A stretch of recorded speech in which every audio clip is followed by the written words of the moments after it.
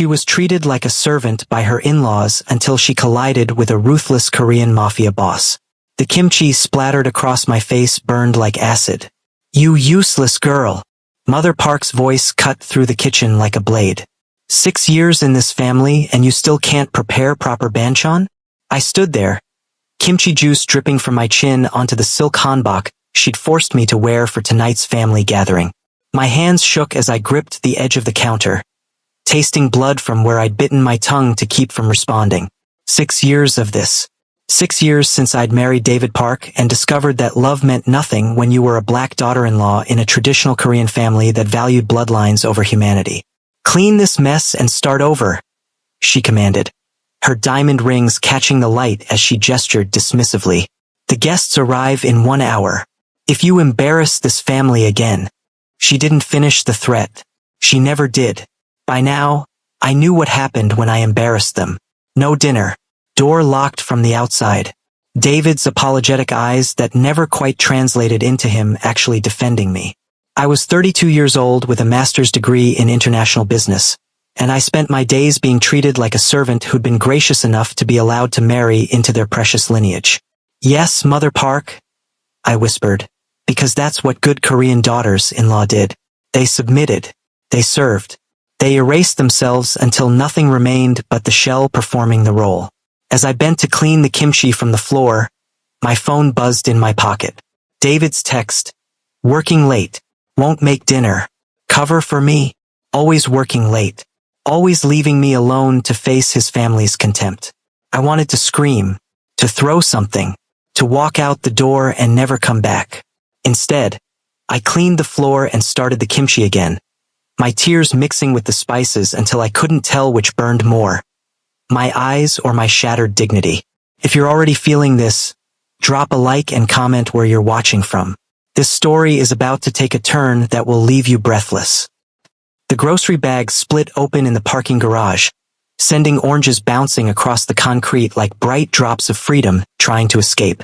"No, no, no," I muttered, chasing after them in the dim fluorescent lighting, my heels clicking frantically against the floor.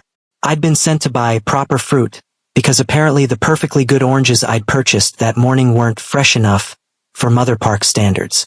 It was 11 p.m., and I'd driven to 3 different H-Marts before finding ones that met her exacting specifications. I was bending down to grab the last orange when I heard it, the unmistakable sound of violence. A sharp crack of fist against bone. A body hitting concrete. Heavy breathing and low, dangerous voices speaking rapid Korean. My first instinct was to run. Pretend I hadn't heard anything. Get in my car and drive away like I'd spent the last 6 years doing. Making myself smaller, quieter, invisible. But one of the oranges had rolled toward the sound, and when I looked up, I saw them. 3 men in dark suits surrounding another man on the ground. The man standing closest to the victim held something that glinted in the fluorescent light. A knife. And on the ground, bleeding from his temple, was someone who looked barely 20. A kid, really, his eyes wide with terror as he tried to crawl backward. "Please," the kid gasped in English. "I don't have it. I need more time. Mr. Beck doesn't accept excuses," one of the suits said coldly. The knife descended. "Stop." The word exploded from my mouth before my brain could catch up. All 4 men turned to stare at me. This black woman in a wrinkled hanbok, holding oranges like weapons, her natural hair escaping from the bun Mother Park insisted I wear. "This doesn't concern you," the man with the knife said, his English heavily accented. "Walk away." 6 years of swallowing words. 6 years of submission and silence and making myself invisible to survive. Something in me snapped. I said stop. I pulled out my phone, hands shaking but steady enough to hold it up. "I've already called 911. Police are on their way." I was lying. I hadn't called anyone. But the bluff worked. All 3 men straightened, exchanging glances. "You're making a mistake," the knife wielder said. But they were already backing away, melting into the shadows between cars. When they were gone, I rushed to the kid, dropping beside him. Blood matted his dark hair, and his breathing was labored. "Hey, stay with me," I said. checking his pulse with fingers that remembered first aid training from a lifetime ago. "What's your name?" "Jean," he gasped. "They'll come back. You need to go." "I'm not leaving you." This time, I really did call 911. I stayed with Jean until the ambulance arrived, holding pressure on his head wound, talking to him about nothing and everything to keep him conscious. When the paramedics took over, one of them looked at me with concern. "You're covered in blood." I looked down at my ruined hanbok, the expensive silk now stained dark red. Mother Park was going to kill me. The thought should have terrified me. Instead, I laughed. A sharp, slightly hysterical sound that made the paramedic step back. For the first time in 6 years, I'd done something that mattered. I'd used my voice. I'd refused to be invisible. And somehow, getting this traditional hanbok ruined while saving a stranger's life felt like the most rebellious thing I'd ever done. The hospital was chaos. Bright lights and urgent voices and the sharp smell of antiseptic that reminded me of my father's final days. I sat in the waiting room, still wearing the blood-stained hanbok because I had nothing else to change into, when 2 men in expensive suits approached me. They moved like predators, silent, coordinated, dangerous. "Mrs. Park?" the taller one said, his English perfect and unaccented. "We'd like to speak with you about tonight's incident." My stomach dropped. These weren't cops. "I don't know what you're talking about," I said, gathering my things to leave. The second man, shorter, with a scar bisecting his left eyebrow, stepped into my path. "The boy you saved, Jean. He works for our organization." "I don't want any trouble." "Neither do we." The tall one smiled, but it didn't reach his eyes. "Our employer would like to thank you personally for your intervention. If you'll come with us." "I'm not going anywhere with you, Mrs. Park." A new voice, deep and controlled, with an accent that wrapped around the English words like silk over steel. "I apologize for my men's lack of courtesy. You're free to leave, of course. But I would appreciate 5 minutes of your time." I turned. He stood in the hospital corridor like he owned it, which, given the way staff suddenly found urgent business elsewhere, he probably did. Tall for a Korean man, maybe 6 feet, with sharp features that looked carved from stone and eyes so dark they seemed to absorb light rather than reflect it. He wore a charcoal suit that probably cost more than David made in a month, and he radiated the kind of power that made my survival instincts scream at me to run. Stefan Beck. I knew the name. Everyone in the Korean community knew that name, even if they pretended not to. Real estate mogul, philanthropist, and, if the whispers were true, the man who controlled half the underground business in the city. "I'm Uche Willow Park," I said, because lying seemed pointless. "And I don't want any trouble with your organization." Something flickered in those dark eyes. Surprise, maybe, or interest. "Uche Willow," he repeated, pronouncing my Nigerian name perfectly on the first try, while most people butchered it. "The woman who bluffed 3 armed men into running." I didn't know they were armed. That makes it either very brave or very foolish. He studied me with an intensity that made my skin prickle. "Jean is stable. Thanks to your quick action. You saved his life. Anyone would have done the same." "No," he said softly. "They wouldn't have. Most people would have walked away, pretended they saw nothing, protected themselves."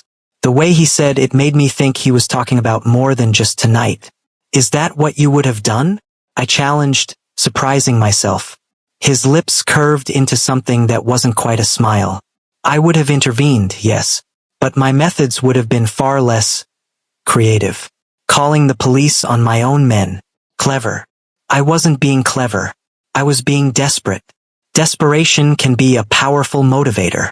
He gestured toward the waiting room. "Please, sit. I promise this won't take long." Against my better judgment, I sat. Stefan Beck settled across from me, his movements economical and controlled. "Jean tells me you stayed with him," he said. "Kept him talking. Possibly saved him from going into shock." "I just did what needed to be done." "Yes." Something in his voice made me look up. "You did. Which is why I find myself in an unusual position. Owing a debt to someone I've never met. You don't owe me anything. In my world, debts must always be repaid." He reached into his jacket and I tensed, but he only pulled out a business card. Thick stock, embossed lettering. If you ever need anything at all, call this number. I took the card automatically. I won't. You will. His dark eyes held mine. Because tonight you stepped into my world, Uche Willow Park. And whether you realize it or not, you've been noticed. Subscribe now because what happens next will change everything. This is just the beginning. I made it home at 2 a.m., the blood-stained hanbok hidden in a garbage bag in my trunk. The Park family mansion was dark except for one light, David's home office. My husband sat at his desk, his face illuminated by his laptop screen. He looked up when I entered, and his eyes widened. Uche, where have you been? My mother has been calling. He registered my appearance. Why are you wearing that? Is that blood? I helped someone tonight. At the hospital. The hospital? His voice rose. You were supposed to be getting oranges. My mother has been waiting. Your mother? I interrupted, my voice dangerously quiet. Can wait. David stared at me like I'd grown a second head. In 6 years of marriage, I'd never interrupted him. Never raised my voice. Never challenged his family's demands. Are you feeling all right? He asked, concern mixing with condescension. Maybe you should lie down. I'll call mother and explain. No. The word hung in the air between us. Excuse me? No, David. I'm not lying down. I'm not calling your mother. I'm not apologizing for helping someone who needed help. I peeled off my cardigan, revealing the blood-stained hanbok underneath. Someone was hurt tonight. I stopped to help. That's what decent human beings do. You're being dramatic. I'm being honest for the first time in 6 years. The words poured out, unstoppable now. Do you know what your mother did tonight? She threw kimchi in my face. In my face. Like I was a servant. Like I was nothing. David's expression flickered. Guilt, discomfort, and then the familiar deflection. You know how traditional she is. It's just her way. Her way of treating me like I'm less than human. Her way of making me feel worthless every single day. My voice cracked. And you let her. Every time. That's not fair. I try to keep the peace. By sacrificing me. The words exploded out. By making me smaller and quieter and more invisible, so your family doesn't have to confront their own prejudice. Uche, you're exhausted. We'll talk about this in the morning when you're calm. I am calm. I laughed. The sound bitter. This is what calm looks like on a woman who's been drowning for 6 years. What you're seeing is me finally coming up for air. He stood, his hands raised in that placating gesture I'd grown to hate. I love you. You know I love you. But you married into a traditional Korean family. There are expectations. Expectations that I erase my culture, my identity, myself. I shook my head. I love you too, David. But I don't think love should hurt this much. I left him standing there and went to our bedroom, my bedroom really, since he spent most nights in his office. I stripped off the ruined hanbok and stood under the shower until the water ran cold, washing away blood and kimchi and 6 years of silent suffering. When I finally emerged, wrapped in my own robe instead of the silk monstrosity Mother Park had chosen, I found Stefan Beck's business card on my dresser where I'd left it. Bold lettering, a single phone number, and underneath, debts must always be repaid. I should throw it away. Instead, I tucked it into my wallet, just in case. Morning came too soon, announced by Mother Park's sharp voice echoing through the house. Uche, get down here immediately. I descended the stairs in jeans and a t-shirt. My clothes, not the traditional hanbok she expected, and found the entire Park family assembled in the dining room like a tribunal. Mother Park sat at the head of the table, flanked by David's father and his older sister, Michelle. David stood off to the side, his eyes not quite meeting mine. Sit, Mother Park commanded. I remained standing. I'd prefer not to. Her eyes narrowed. You will sit when I tell you to sit. No, Mother Park. I don't think I will. The temperature in the room dropped 20 degrees. David. Mother Park's voice was ice. Control your wife. Uche, please, David said weakly. Just sit down and what? Apologize for saving someone's life last night. I turned to face them all. Because that's what this is about, isn't it? Not that I missed your dinner party. That I dared to do something that mattered instead of playing servant to your guests. You embarrassed this family. Mother Park slammed her hand on the table. Running around the city at all hours. Getting involved in violence. Ruining expensive clothing. I saved someone's life. You made us lose face. I found my own. The words hung in the air. Mother Park's face went purple. You ungrateful girl. We took you into this family despite. She stopped herself, but I knew what she'd been about to say. Despite your being black. Despite your not being good enough. Despite what, Mother Park? I challenged.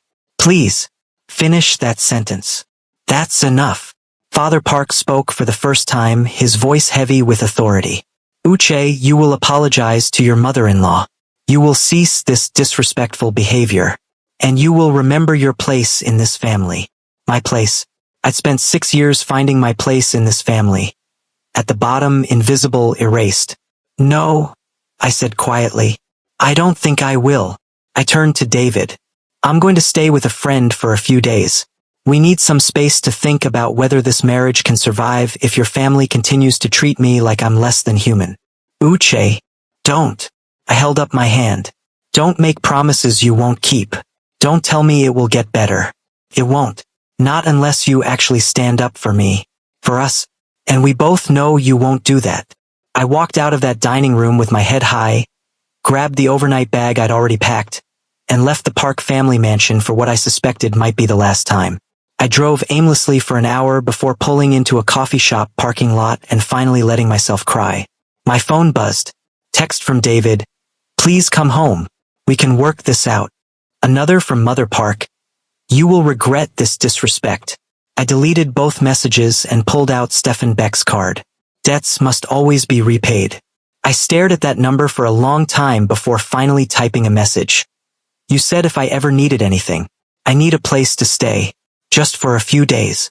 The response came within seconds. Address incoming. My driver will pick you up. Where are you? I sent him the coffee shop location and waited, my hands shaking around my cold coffee cup, wondering what I just set in motion. The car that picked me up wasn't what I expected. A sleek black Genesis? Yes, but driven by a woman in her 50s with kind eyes and a no-nonsense demeanor. Mrs. Park? I'm Mrs. Cho. Mr. Beck sent me to collect you. Not a driver. A chaperone. A statement that this wasn't about anything inappropriate. The address took us to a high-rise in the city's most exclusive district. Mrs. Cho led me to a penthouse apartment that was all clean lines and floor-to-ceiling windows overlooking the glittering cityscape. Mr. Beck thought you might need some space, she explained, handing me a key. This apartment is empty. You're welcome to stay as long as you need. There's food in the kitchen, toiletries in the bathroom, and clothing in your size in the bedroom. I blinked. How did he? Mr. Beck is very thorough. Her smile was gentle. He also wanted me to assure you that there are no expectations attached to this assistance. You saved Jin's life. This is simply gratitude. I don't understand. This is too much for. Mr. Beck doesn't do anything halfway. She patted my arm. Rest. Take the time you need. If you require anything, my number is programmed into the phone on the counter. After she left, I wandered through the apartment in a daze. Everything was perfect, from the art on the walls to the Korean and West African fusion decorations that somehow honored both parts of my heritage. The closet held clothing in my exact size, comfortable pieces, nothing overly expensive but quality. The bathroom had products for natural hair. The kitchen was stocked with both Korean and Nigerian ingredients. He'd thought of everything, and somehow that made me cry harder than I had in the coffee shop parking lot. I was curled up on the couch, wrapped in a blanket that smelled faintly of cedar, when the doorbell rang. Stefan Beck stood in the hallway, still in a suit despite the late hour, carrying 2 bags that smelled like heaven. I brought dinner, he said. May I come in? I should say no. Should maintain boundaries. Should remember that this man was dangerous, powerful, involved in things I didn't want to know about. Instead, I stepped back and let him in. He moved to the kitchen with practiced ease, unpacking containers of steaming food. I wasn't sure what you'd prefer, so I brought options. Jollof rice, moi moi, suya from the best Nigerian restaurant in the city, and some Korean dishes as well. Comfort food. You didn't have to. I wanted to. He gestured to the dining table. Please, eat. You look like you haven't had a proper meal in days. He was right. I'd been living on whatever Mother Park's leftovers I could sneak. Too exhausted most nights to cook for myself. We sat across from each other, and I found myself eating with an appetite I'd forgotten I had. The jollof rice tasted like home, like my mother's kitchen, like Sunday dinners with extended family, like a part of myself I'd locked away to fit into David's world. How did you know?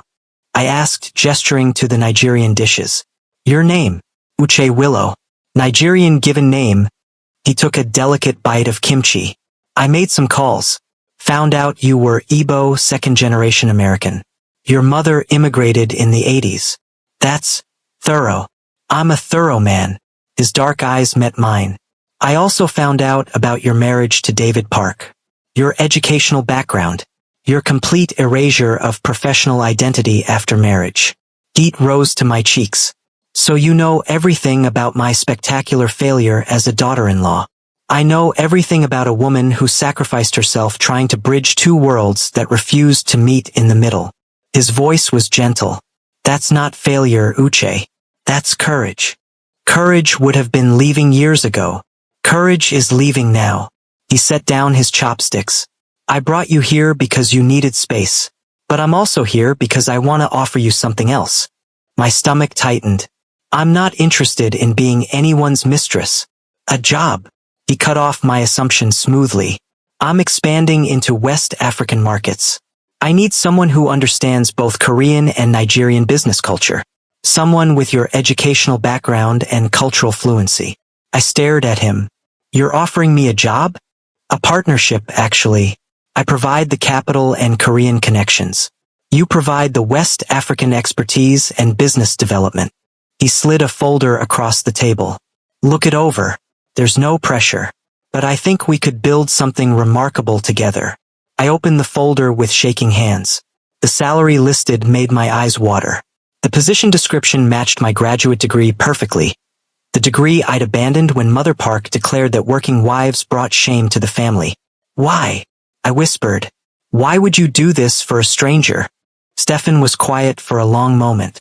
When he finally spoke, his voice carried a weight I hadn't heard before. My mother was Korean. My father was half Chinese, half black. A one-night stand my mother never spoke about. He met my eyes. I grew up being told I was Suki, a mongrel. Not Korean enough. Not pure enough. Never enough. My breath caught. I built my empire to prove them wrong, he continued. To show that mixed blood didn't mean weakness. That being different could be strength. He gestured to the folder. You understand what it means to be caught between worlds, Uche. To be judged for existing exactly as you are. That understanding is valuable. And that's the only reason? I challenged. Because we both know what it's like to be outsiders? His smile was dangerous. Would you believe me if I said yes? No. Good. He stood, his movements fluid. You're perceptive. That will serve you well in business. He moved toward the door, then paused. For what it's worth, I also helped you because when you saw violence, you didn't walk away. You didn't make yourself small or invisible. You stood up. I was terrified. Bravery isn't the absence of fear. It's acting despite it. His dark eyes held mine. Think about the offer. Take all the time you need. This apartment is yours regardless of your decision.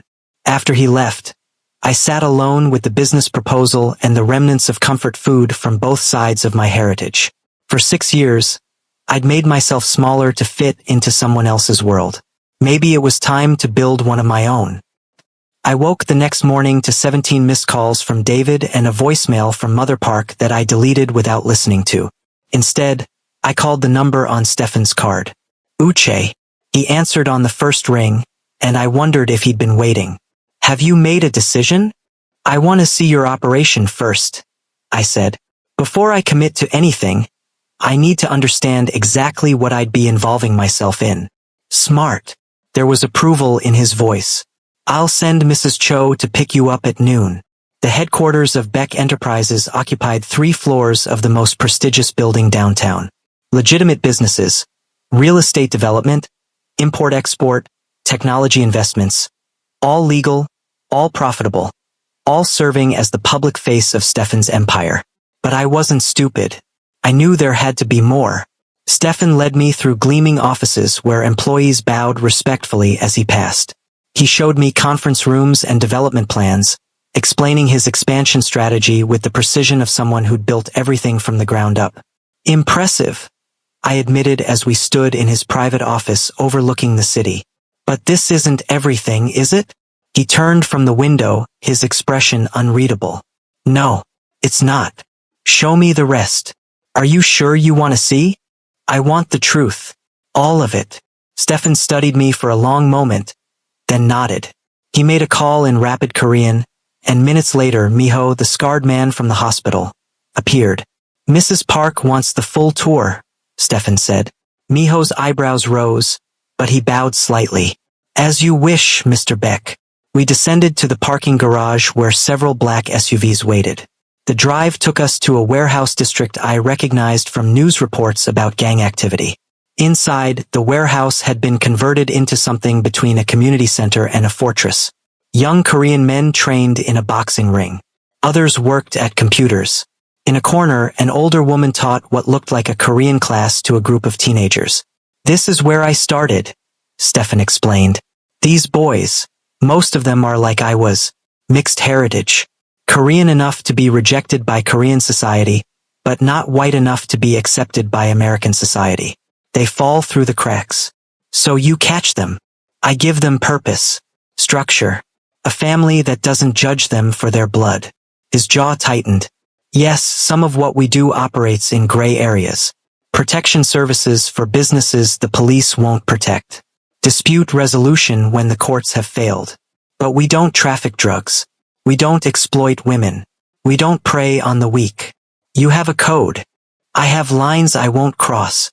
He turned to face me fully. I'm not a good man, Uche. I've hurt people, made choices that haunt me, but I'm trying to build something better for the next generation. I watched the teenagers in the classroom, their faces intent as they practiced Korean calligraphy. Saw the boys in the boxing ring learning discipline alongside fighting. Recognized the structure of a community built by someone who understood what it meant to be rejected by society. The West African expansion, I said slowly. This is about building the same thing there, creating pathways for people who don't fit traditional molds. Partially, he gestured to a side office, and we entered a space dominated by maps and business plans. It's also about legitimate business opportunities. West African markets are growing exponentially. Someone with cultural knowledge and business acumen could build substantial wealth connecting Korean and Nigerian enterprises. And you want me to be that someone. I want us to build it together. He leaned against the desk. I provide the capital and Korean connections. You provide the West African expertise. We split profits 60-40 in your favor for the first 5 years. That's extremely generous. I can afford to be generous. And I have a feeling you'll earn every percentage. His dark eyes met mine. What I can't afford is someone who doesn't understand both sides of the equation. You do. I thought about 6 years of erasing myself. 6 years of being told I was too black, too American, too different to truly belong. Here was a man offering me space to be exactly who I was, Nigerian and American, educated and experienced. Someone who'd survived being caught between worlds and emerged with the ability to bridge them. I have conditions, I said. Name them. First, complete transparency. If you're involved in something illegal, I need to know. I won't be blindsided. He nodded. Agreed. Second, I maintain final say over any West African business decisions. I won't be a figurehead. I wouldn't want you to be. Third, I took a breath. I need time to finalize my divorce before this partnership becomes public. I won't give the Parks ammunition to use against me. Something shifted in his expression. You're leaving him. I already left. I'm just making it official. Does he know? Not yet. I pulled out my phone. But he's about to. I called David's number. He answered on the first ring. Uche, thank God. Where are you? Mother is beside herself. I want a divorce, David. Silence. What? A divorce. I'm filing papers this week. My voice was steady despite my racing heart. I'll send you my lawyer's information. I'm not asking for much, just what's legally mine. Uche, you can't be serious. Over one argument. Mother was just upset. It wasn't one argument. It's been 6 years of systematic degradation. 6 years of you choosing your family's comfort over my humanity. I glanced at Stefan, who'd turned to give me privacy but remained close enough to offer silent support. I'm done making myself smaller to fit into a family that will never accept me. I deserve better. Is this about another man? David's voice turned sharp. Because if you think this is about me finally choosing myself. I ended the call before he could continue. My hands were shaking. Stefan wordlessly handed me a glass of water. That was brave, he said quietly. That was terrifying. Often the same thing. He waited while I drank, then asked, your answer about the partnership? I thought about the teenagers in the classroom, the boys in the boxing ring, the community Stefan had built for people who didn't fit anywhere else. I thought about 6 years of being told I was too much and not enough simultaneously. And I thought about the woman I'd been before David Park.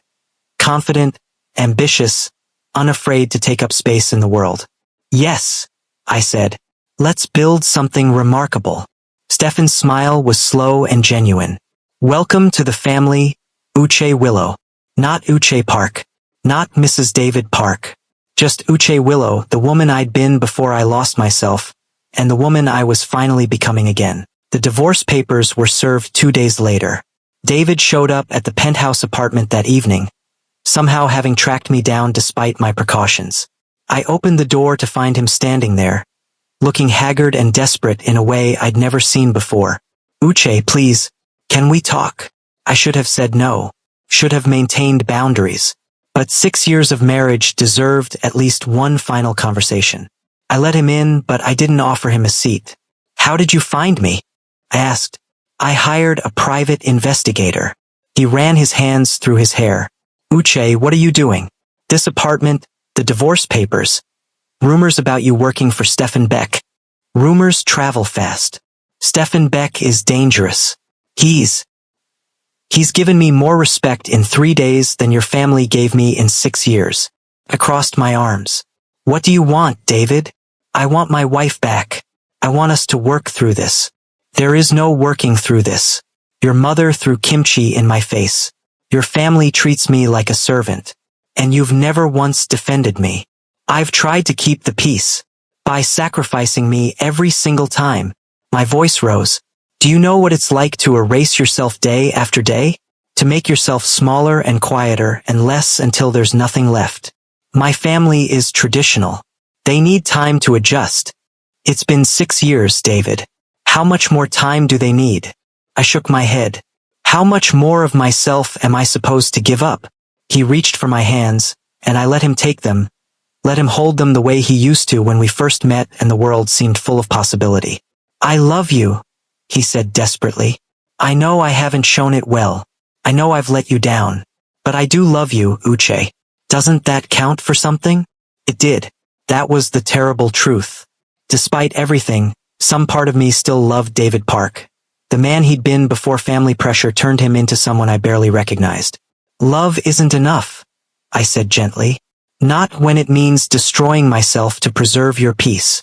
What if things changed? What if I stood up to my family? You won't. I pulled my hands away. You've had 6 years to do it, and you never have. Not once. And I'm tired of waiting for you to choose me. So you're choosing Stefan Beck instead? The jealousy in his voice was almost funny. I'm choosing myself. Stefan is offering me a business partnership, nothing more. You're living in his apartment. I'm living in corporate housing while I finalize our divorce and find my own place. I met his eyes. There's nothing inappropriate happening, David. But even if there were, it wouldn't be your business anymore. He flinched. Is that really what you want? To throw away 6 years of marriage? You threw it away every time you let your mother demean me. Every time you chose keeping the peace over defending your wife. Every time you made me feel like loving you meant hating myself. I walked to the door and opened it. Sign the divorce papers, David. Let's at least end this with some dignity.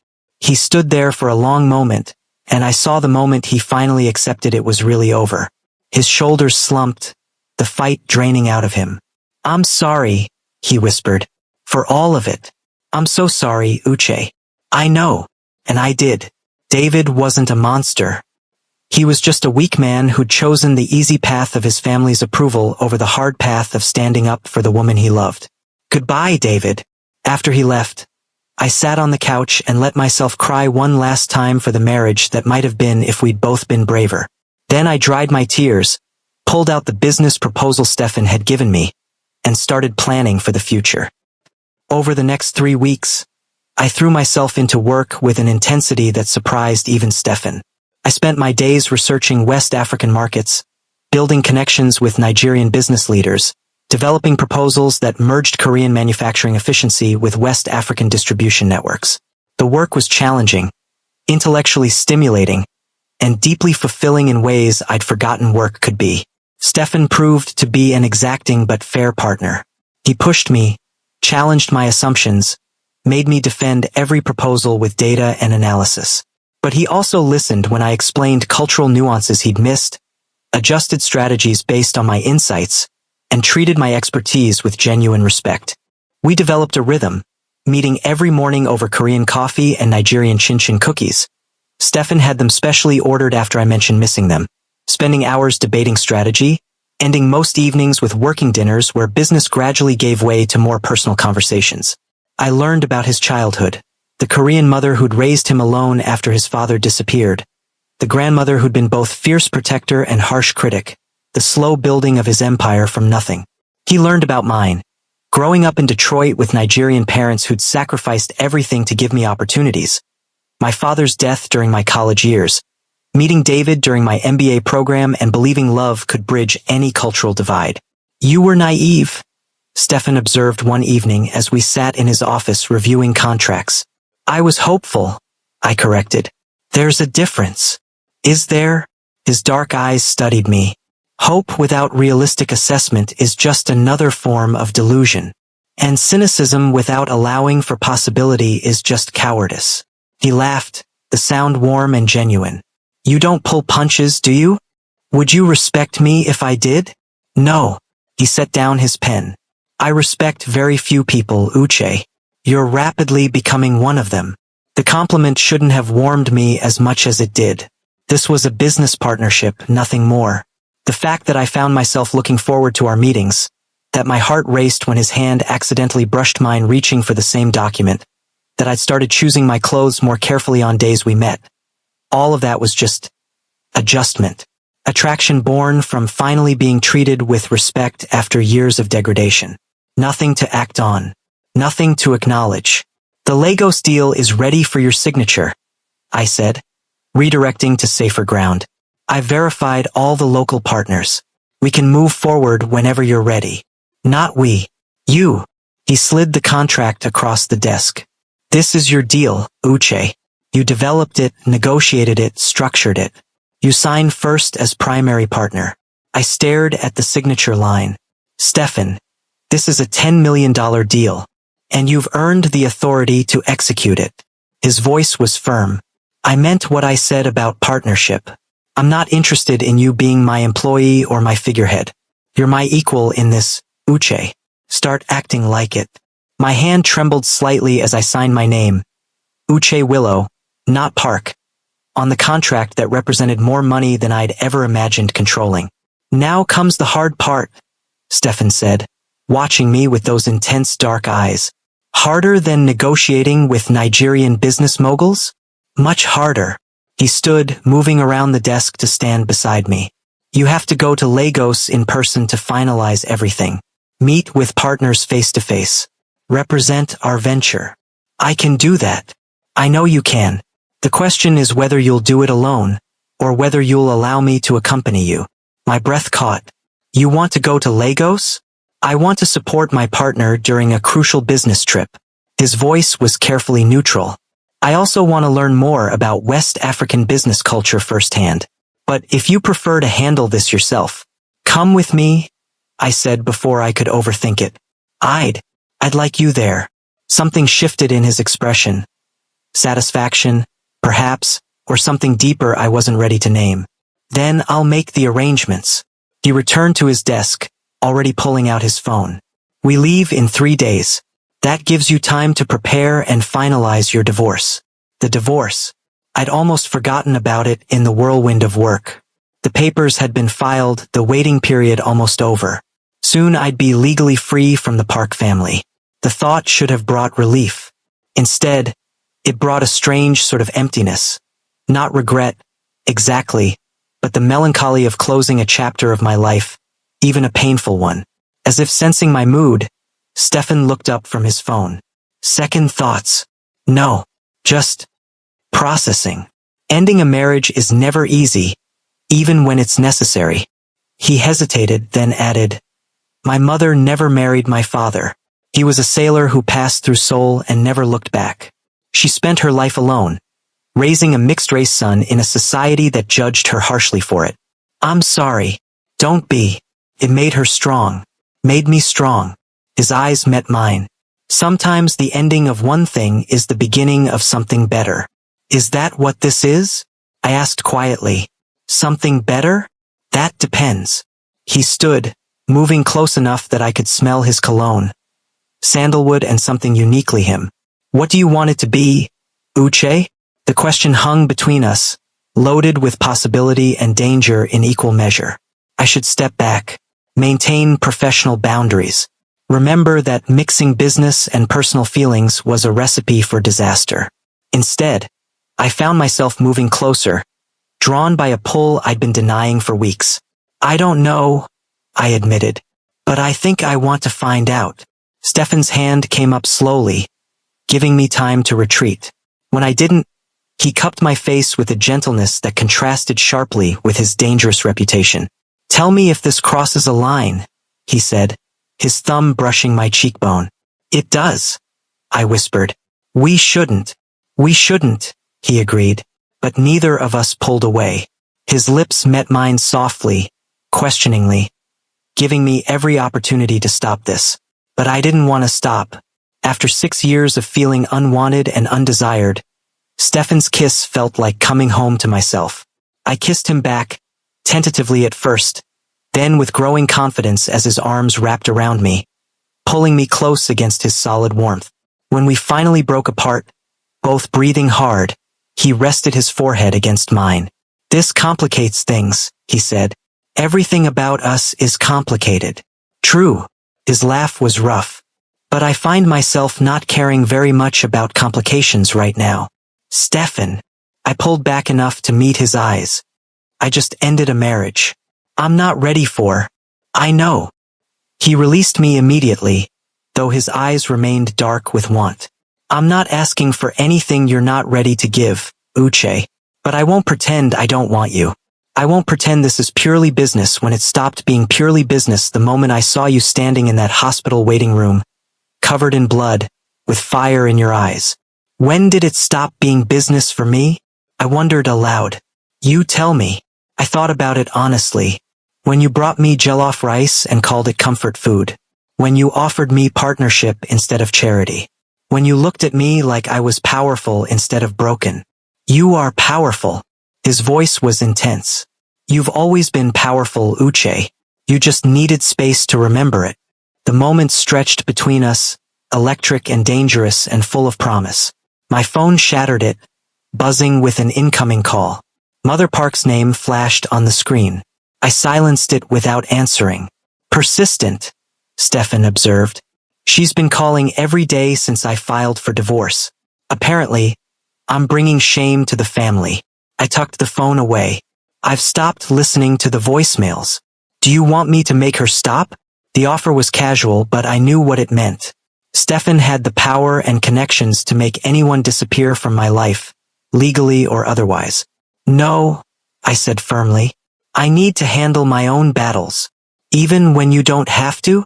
Especially then. I met his eyes. I spent 6 years having battles fought for me or around me but never by me. I need to prove to myself that I can stand up for myself. Understanding flickered across his face. Then I'll step back. But know that I'm here if you need backup. I know. And I did. Having Stefan Beck as backup felt like having a nuclear arsenal in reserve, comforting even when you hoped never to use it. Lagos hit me like a wall of heat, sound, and color. The moment we stepped off the plane, humidity wrapped around us like a wet blanket. The airport buzzed with energy, shouted Yoruba and Igbo mixing with English, bright prints on every surface. The organized chaos of a city that ran on its own unique rhythm. Stefan stayed close as we navigated customs, his hand a steady presence at the small of my back. "You're smiling," he observed as we climbed into the waiting car. "I didn't realize how much I missed this," I admitted, watching Lagos stream past the window.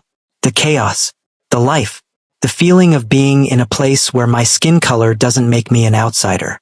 "You were an outsider in your own marriage." "Yes," I turned to face him. "But here, I'm just Nigerian, one of millions." It's freeing. Our driver, a jovial man named Chidi, regaled us with stories about Lagos traffic and politics as we crawled through legendary gridlock toward our hotel. Stefan listened with genuine interest, asking questions that showed he'd done his homework about Nigerian culture. The meetings over the next 3 days were intense. We sat across from powerful Nigerian businessmen and women who assessed us with shrewd eyes, looking for any weakness to exploit. At first, they were skeptical, particularly about Stefan's involvement. Why should we trust a Korean businessman in Nigerian markets? One of the ministers asked bluntly during our 3rd day of negotiations. I prepared for this. Because he's not trying to extract from Nigeria, he's trying to build with Nigeria. We're proposing genuine partnership, not colonial exploitation dressed up in business language. "Pretty words," another minister said. "But words are easy. Then judge us by actions." I pulled out the revised proposal we'd worked on until 2 a.m. the previous night. We're proposing 60% Nigerian ownership of all ventures, with profit sharing that heavily favors local communities. Training programs that transfer knowledge, not just extract labor. Investment in infrastructure that will outlast any single business deal. One of the women, Minister Okonkwo, a formidable presence in traditional wrapper and geli, leaned forward. "Why? What's in it for you?"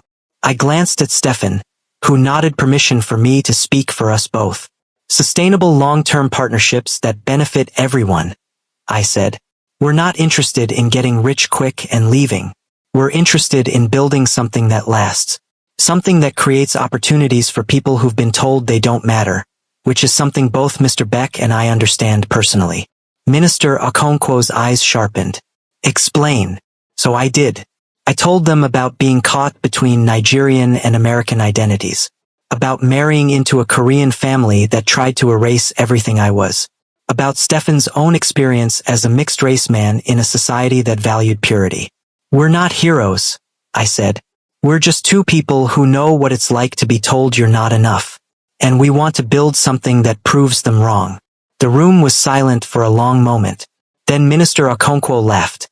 A big, genuine sound that transformed her severe face. "Ah, this one has fire. I like fire." She turned to Stefan.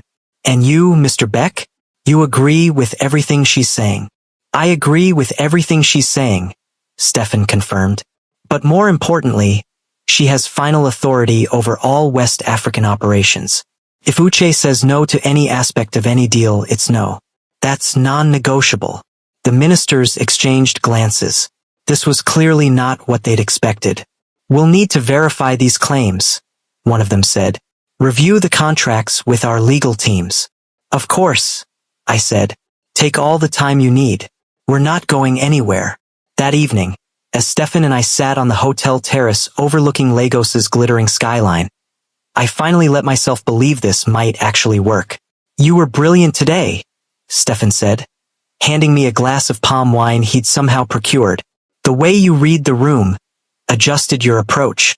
"I had a good teacher," I interrupted. "You set the foundation. I just built on it." "No," his voice was firm. This is all you, Uche. Your vision, your connections, your cultural understanding. I'm just the money behind it. You're more than that. Am I? He moved closer, the warm Lagos night wrapping around us. What am I to you, Uche? The question I'd been avoiding for weeks. I don't know, I admitted. Partner, definitely. Friend, I think. And maybe, I turned to face him fully. Maybe something I'm not ready to define yet. Something that terrifies and excites me in equal measure. I can work with maybe. His hand found mine, fingers intertwining. I'm a patient man, Uche Willow. We sat like that as Lagos hummed below us. Two people from impossible backgrounds, building something impossible together. My phone buzzed. A text from Minister Okonkwo. Your contracts check out. Let's make this work. Welcome to Lagos, my sister. I showed Stefan the message, and his smile was genuine and warm. To new beginnings, he said, raising his glass. To new beginnings, I echoed. And as our glasses clinked in the warm Lagos night, I realized I was finally truly free. Free from the parks. Free from the woman I'd been forced to become. Free to build a future entirely of my own making. With a dangerous Korean man at my side who treated me like an equal. It wasn't the story I'd imagined for myself. It was better. If the story moved you, drop a like and comment where you're watching from. Subscribe for more stories about women who refuse to be broken and the unexpected allies who help them rise. Because sometimes the wrong number leads you exactly where you need to be.